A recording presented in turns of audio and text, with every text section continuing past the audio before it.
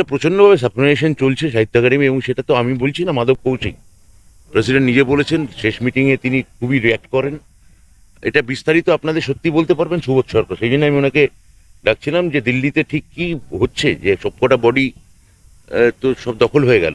ললিত কলা একাডেমি, সঙ্গীত নাটক একাডেমি, এনএসডি, শেষ বাকি ছিল সাহিত্য একাডেমি, যেটা একটা অটোনমাস সাহিত্যিকদের সংস্থা ছিল। সারা ভারতবর্ষের সাহিত্যিকরা সেখানে এই বডির মেম্বার ছিল। তো সেটাও হাতছাড়া হয়ে গেল। সুবোধ, আপনি একটু সাহিত্য একাডেমিটা বলুন, তবে বাকিটা আমি বলছি। কেন বলছেন এই?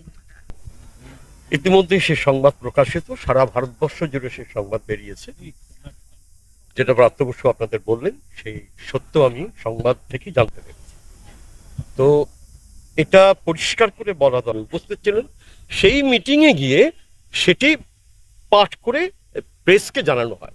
প্রেস ছিল 3:30টার সময়, তাই তো? 3:30 4টার সময় প্রেস বলেছিল প্রেসে জানানো হবে, প্রেস জানানো, প্রেস হয়নি, প্রেস হয়। এবং সেখানে আপনারা কি সিদ্ধান্ত নিয়ে নো কমিউনিকেশন। দমদমের বই মেলা নিয়ে কি বলবেন? আমায় জিজ্ঞেস করছেন? প্রেসিডেন্ট হচ্ছেন মাধব কৌশিক, তিনি কি বলেন আমরা দেখি। তো দমদমের বই মেলা আপনার এই জায়গায় গেছেন, এই দমদমের বই মেলা নিয়ে কি বলবেন? আমি আজকে এই দমদমের বইমেলায় এসে অভিভূত হয়েছি। দমদমের এই দমদম আমার কাছে একবারে নতুন দমদম। এই উন্নয়নের জোয়ারে এই দমদম তৈরি হয়েছে। কিন্তু পাশাপাশি এই কথাও সত্যি যে যারা বইমেলায় বইয়ের কাছে ছিলেন না, তাদেরকে কিন্তু এই বইমেলা পেরেছে ব্রাত্য বসুর নেতৃত্বে। এবং অবশ্যই আমি বলবো মাননীয় মুখ্যমন্ত্রী মমতা বন্দ্যোপাধ্যায় যেরকমভাবে বইমেলার জন্য হাত বাড়িয়ে দেন, সব জায়গায় পিঠে হাত রাখেন, এবং ব্রাত্য বসু সেই কারণে এই বইমেলা মানুষকে, যারা বইয়ের কাছে আসছেন না, এই বইমেলা তাদেরকে কাছে নিয়ে আসছে। ঠিক আছে, আমাদের বইমেলাটা 13 বছর হলো, প্রচুর মানুষ এসে এখন বইয়ের বিক্রি, প্রকাশকরা যেভাবে এই বইমেলার খোঁজ নিচ্ছেন এবং স্টল চাচ্ছেন, এটা আমাদের কাছে খুবই আনন্দের, আশাপ্রদ।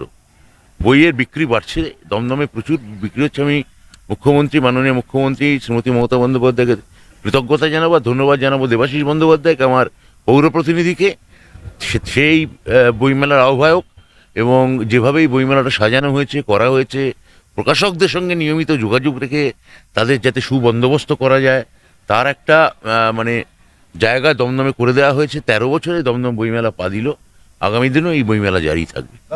মুখ্যমন্ত্রী যা বলেছিলেন সেটাই ফলছে।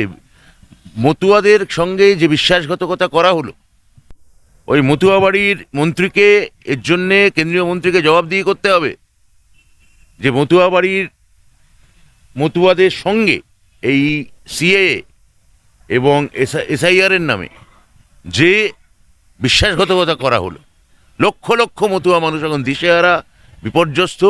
কিন্তু মুখ্যমন্ত্রী যা বলেছেন, যদি মতুয়াদের সঙ্গে কেউ থাকেন তাহলে তৃণমূল কংগ্রেসের সরকার থাকবে, মামাটি মানুষের সরকার থাকবে, মমতা বন্দ্যোপাধ্যায়, অভিষেক বন্দ্যোপাধ্যায়রাই থাকবেন। যা হয় না, সেই রকম এই বইমেলাগুলো মানুষকে প্রস্তুত করে যে বই কেনো, বই কেনো, বই কেনো। কলকাতা বইমেলা তার আমরা ফল পাই। আমরা মনে করি যত বেশি বইমেলা হবে, মানুষের বই পড়ার অভ্যেস, এবং মানুষ বইয়ের কাছে মানুষকে নিয়ে যেতে হবে। লেকের একটা জায়গা ঠিক হয়েছে সেন্ট্রাল পার্কে, এবং সেটাই কিন্তু মাননীয় মুখ্যমন্ত্রী সেটাকে করে দিলেন। এটাই বইমেলার প্রাঙ্গণ। স্থায়ীভাবে আমরা একটা বইমেলার প্রাঙ্গণ পাবো, আর কোথাও চলে যেতে হবে। কারণ দমদম বইমেলাও আমি আশা করি যে এইখানটা সবসময়ের জন্য বইমেলাটা এখানেই। এই বইমেলার প্রধান অতিথি এবং আমাদের এলাকার মাননীয় সাংসদ, ভারতবর্ষের শ্রেষ্ঠ বিশিষ্ট সাহিত্যিক স্বপ্নময় চক্রবর্তী, ত্রিদীপ চট্টোপাধ্যায়, আমাদের সকলের পরিচিত। উপস্থিত আছেন বিশিষ্ট সাহিত্যিক শ্রদ্ধেয় প্রচেত গুপ্ত মহাশয়, বিশিষ্ট সাহিত্যিক অর্ণব সাহেব, অপু দে উপস্থিত, ছাত্র। যেহেতু আমরা বইমেলার সাথে সাথে অন্যান্য বলেই সেটা সহমত, এই দমদম কি অবস্থায় ছিল, বইমেলা থেকে শুরু করে খাদ্য মেলা, আরো যে সমস্ত খোলা হাওয়া, মুক্তধারা, আরো যেগুলো বলতে পারলাম না, অনেক ইভেন্ট, এই সমস্ত এই এলাকার শুধু না, শুধু দমদম না, দমদম ছাড়িয়েও অন্যান্য জায়গায় সেই সমস্ত